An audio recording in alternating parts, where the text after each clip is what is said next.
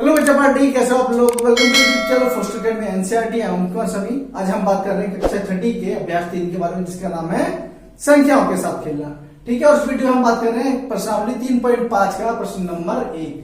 इसमें कुछ कथन दिए गए हैं, वो बताने सत्य हैं या असत्य हैं। तो कथन ए है कि यदि कोई संख्या 3 से भाज्य है तो वह 9 से भी विभाज्य होगी। ठीक है, अब देखो इसका मतलब कि अगर कोई संख्या है, ठीक है, अब अगर वो 3 से भाग हो रही है, ठीक है, अगर वो 3 के पहाड़े में आ रही है तो वह 9 से भी भाग होगी ही होगी। क्या ऐसा है भाई? 6 है, 6 एक हमने संख्या ले ली। 6 3 के पहाड़े में तो आता है, लेकिन 9 के पहाड़े में आता है? नहीं आता। तो यह असत्य है। क्या ये असत्य? लेकिन जो दूसरा बोला, यदि कोई संख्या, ठीक है, 9 से विभाज्य है, ठीक है, 9 से भाग हो रही है तो वह 3 से भाज्य होगी। तो ये कथन सही है। ठीक है, ये ध्यान रखना। अगर वो बोले कि देखो, बोला कि 3 से भाज्य है तो 9 से, अगर छोटा यहां दे रखा हो, बड़ा यहां दे रखा हो, तो भाई 3 से भाज्य है, 9 से भाज्य होगी, तो यहां पर एक बार वो आपको देखना, यहां पर असत्य ही आएगा। क्यों? क्योंकि भाई छोटी संख्या है, उसके पहाड़े में कुछ और भी आ सकता है।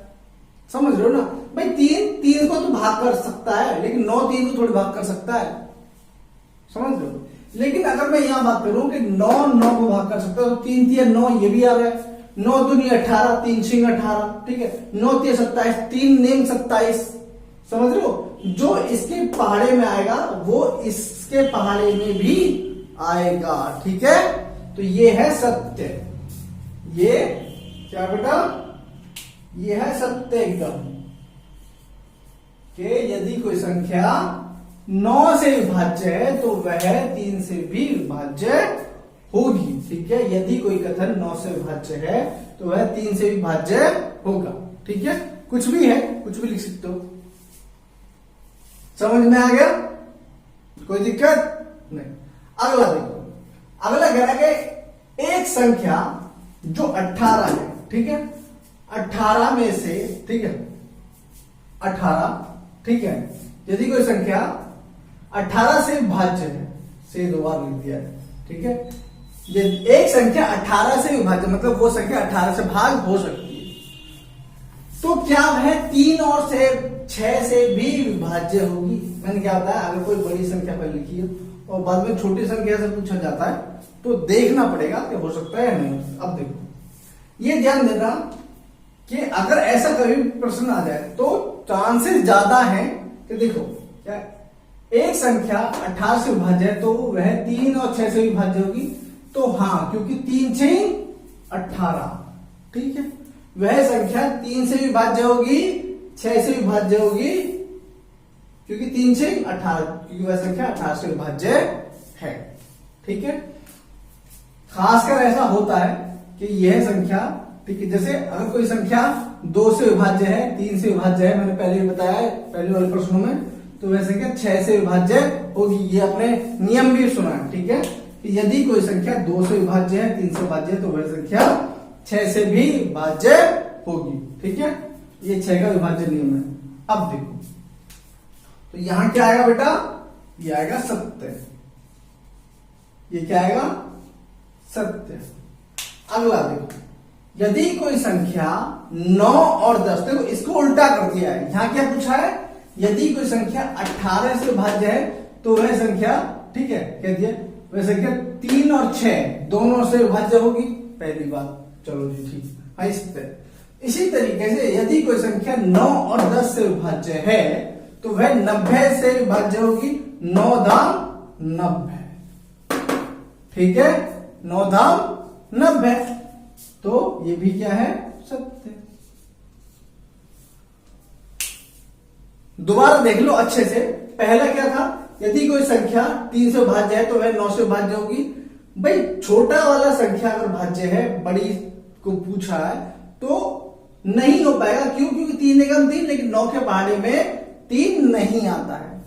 अब वो दूसरा पूछ रहा है कि यदि कोई संख्या 9 से विभाज्य है तो 3 से विभाज्य होगी, हाँ बिल्कुल होगी, ठीक है, क्योंकि 9 एकम 9, 3 के पहाड़े में भी 9 आ रहा है, 9 दूनी 18, 3 के पहाड़े में 18, 9 3 27, 3 के पहाड़े में भी 27 आ रहा है, ऐसे आगे भी चलता रहेगा। यहां पर पूछ रहा है कि देखो यदि कोई संख्या, ठीक है, 18 से विभाज्य है तो वह 3 और 6 से विभाज्य होगी, हाँ 3 6 18, 3 और 6 दोनों से विभाज्य होगी। इसी तरीके से यदि कोई संख्या 9 और 10 से विभाज्य है, उसी तरीके से 9 धाम 90, 90 से विभाज्य।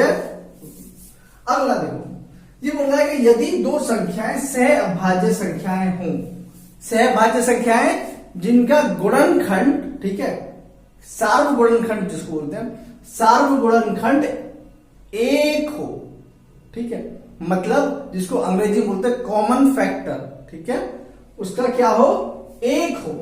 लेकिन देखो अगर मैं 9 और 10 ले लेता हूं भाई, देखो 9 किस किस के पहाड़े में आता है, 1 के पहाड़े में आता है, 3 के पहाड़े में आता है, ठीक है, और 9 के पहाड़े में आता है, ठीक है। 10 किस किस के पहाड़े में आता है भाई, 1 के पहाड़े में आता है, 2 के पहाड़े में आता है, 5 के पहाड़े में आता है और 10 के पहाड़े में आता है।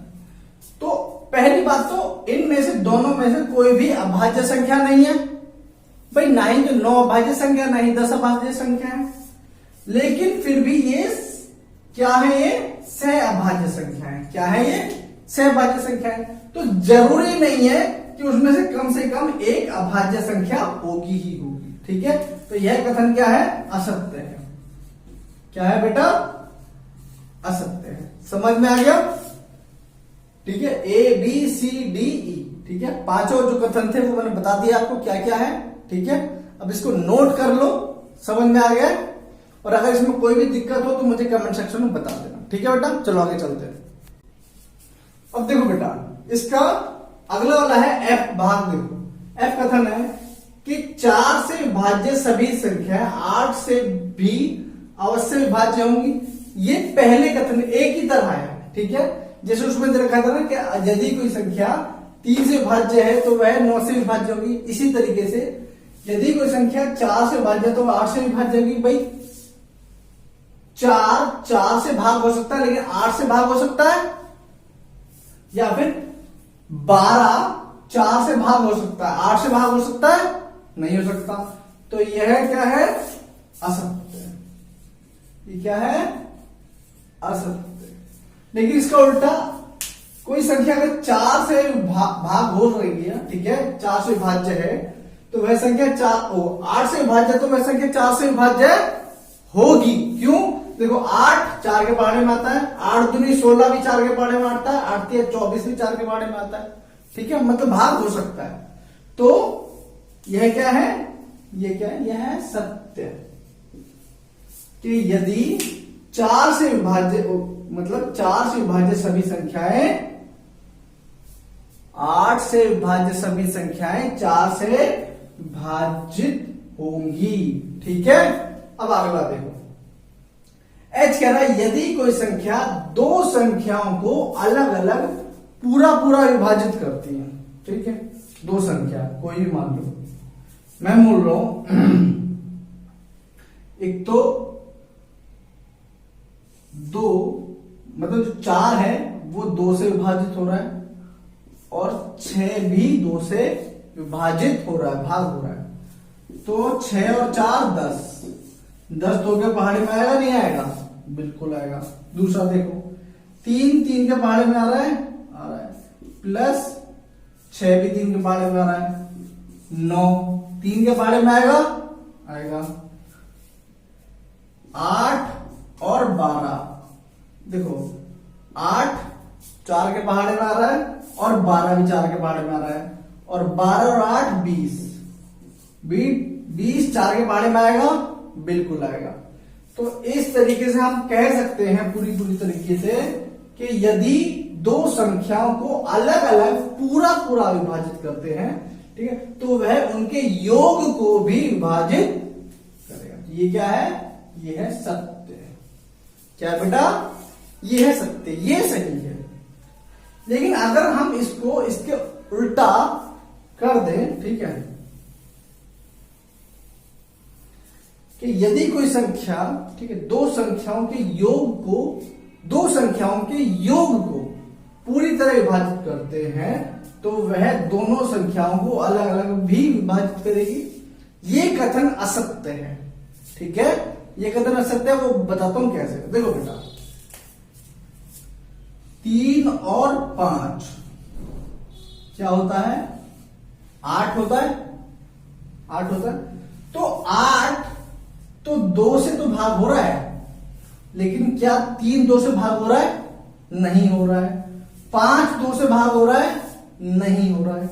तो इसीलिए ये कथन गलत है। ठीक है, देखो, अगर दो संख्याएं अलग अलग पूरी तरीके से विभाजित हो रही हैं इससे, तो उनको अगर जोड़ दिया जाए, देखो हम जब पहाड़े लिखते हैं, बच्चे, छोटे बच्चे पहाड़े लिखते हैं, तो क्या करते हैं, नीचे उस संख्या में, ठीक है, अगली संख्या जोड़ देते हैं। मतलब क्या करेंगे कि भाई 3, फिर 3 और 3 6 लिख दिया, फिर 6 और 3 9, ठीक है ना। क्यों? क्योंकि 6 भी विभाजित है और 3 भी विभाजित है, तो 9 वो भी विभाजित होगी।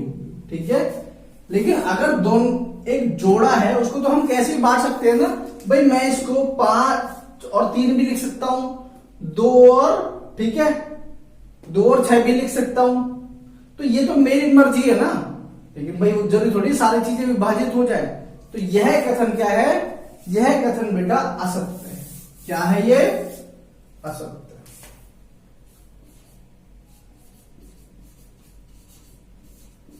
और यहीं पर आपका प्रश्न नंबर 1 समाप्त होता है। ठीक है, इस पूरे में कोई भी दिक्कत हो तो मुझे बता देना। ठीक है, बाकी मैंने करा दिया है। अगर इसमें कोई भी दिक्कत हो तो मुझे कमेंट सेक्शन में पूछ सकते हो। और अगर ये वीडियो समझ में आ गई है तो प्लीज इस वीडियो को लाइक करना, शेयर करना, चैनल को सब्सक्राइब जरूर करना। ठीक है बेटा, चलो।